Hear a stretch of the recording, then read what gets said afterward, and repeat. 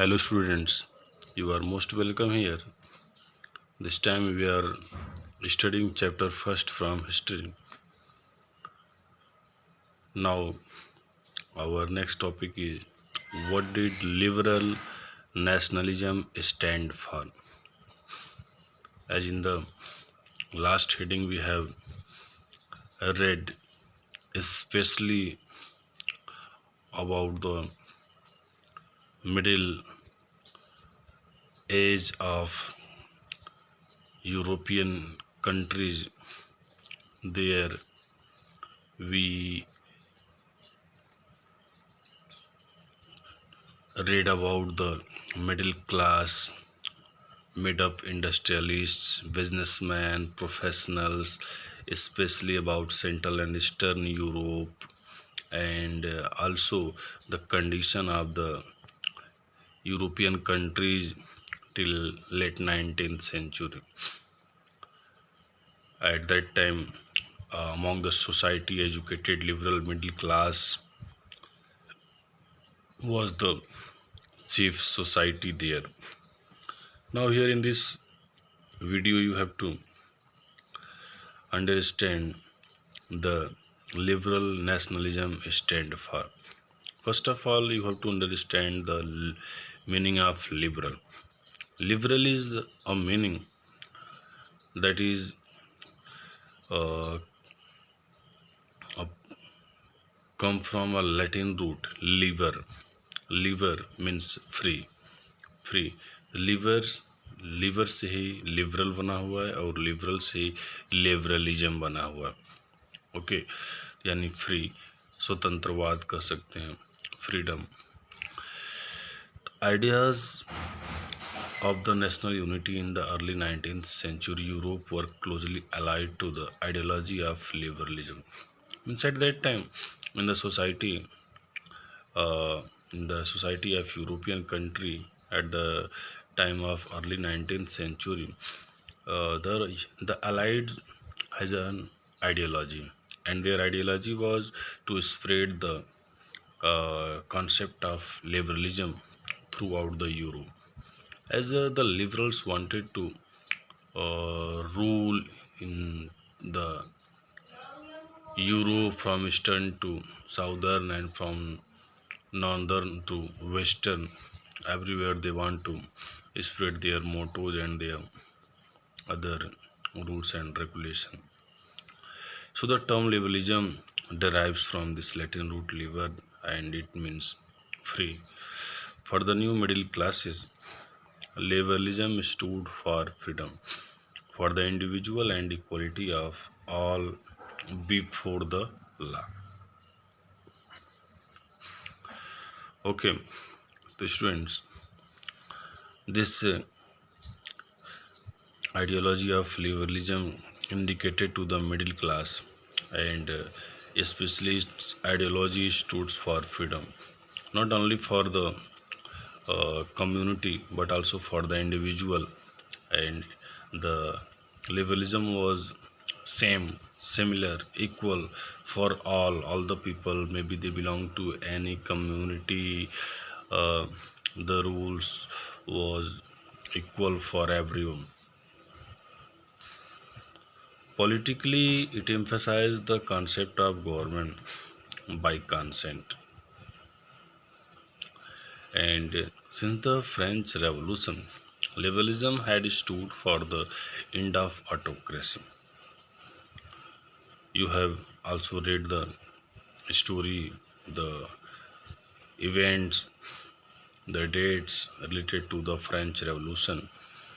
There, the liberalism indicated for the end of autocracy, as you have also read that the first states who were clergy, they have special privileges, and there the big community demanded to reduce privileges to establish constitution and representative government through parliament.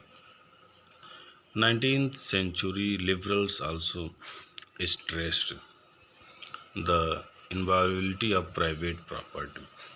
But in the 19th century, when the big population of the suffering states started campaign against those capitalists, those industrialists, to share the properties, to share the fields, big shapes of fields and other land that was uh, seized by the church.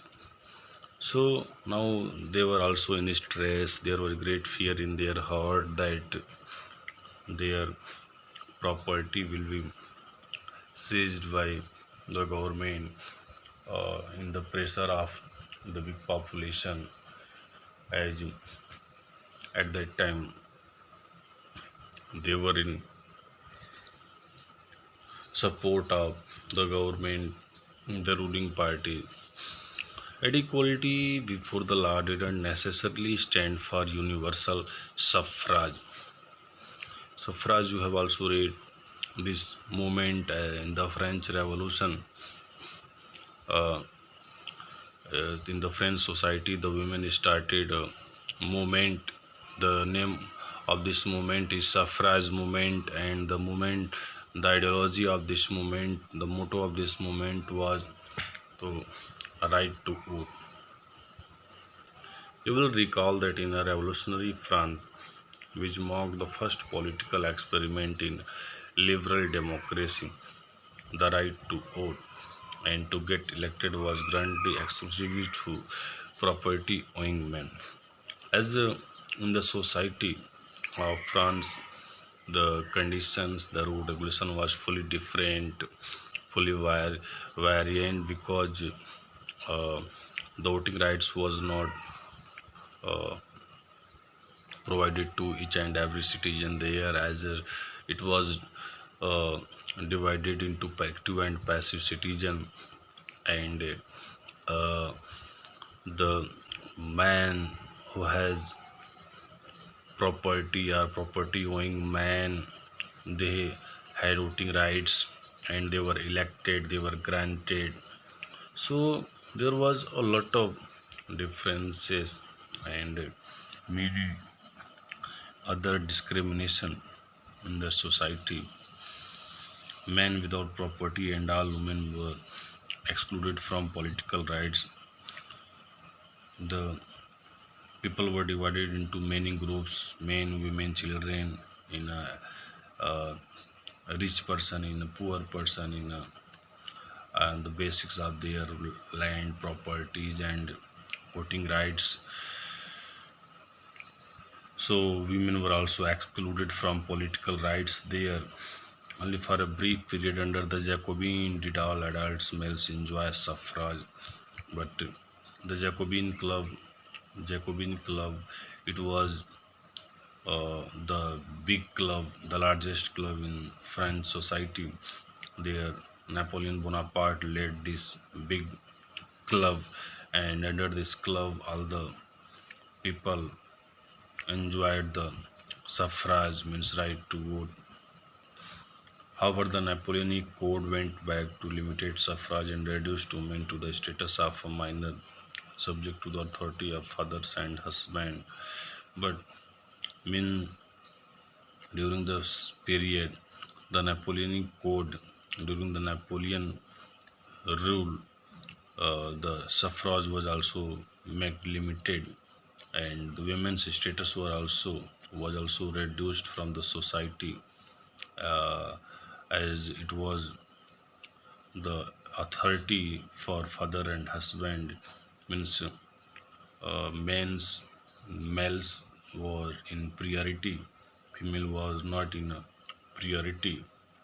Also at that time, throughout the 19th century and early 20th century, women and non-propertied men organized opposition movement demanding equal political rights.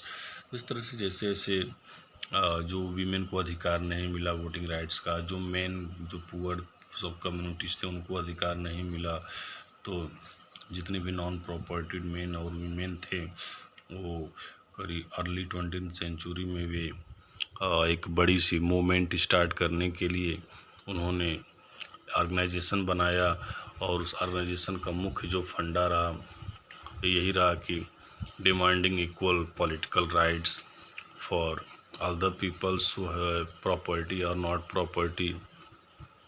It didn't matter at that time. Only there must be equality. There must be uh, equal rights in all fields to everyone.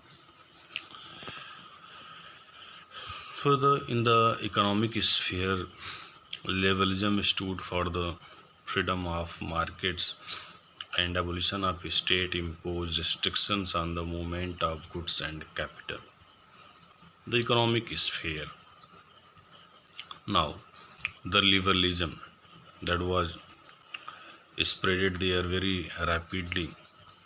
It was especially for the freedom of market and the abolition of state imposed, and mirrored many restriction also on the movements of good and capital. Means जो market जो business वहाँ पे हो रहा था, साज सामान जो मार्केटिंग हो रही थी, बिजनेस जिस पे हो रहा था, तो लिबरलिज्म का तात्पर्य यही था कि मार्केट को बिल्कुल स्वतंत्र कर दिया जाए, आज़ाद कर दिया जाए।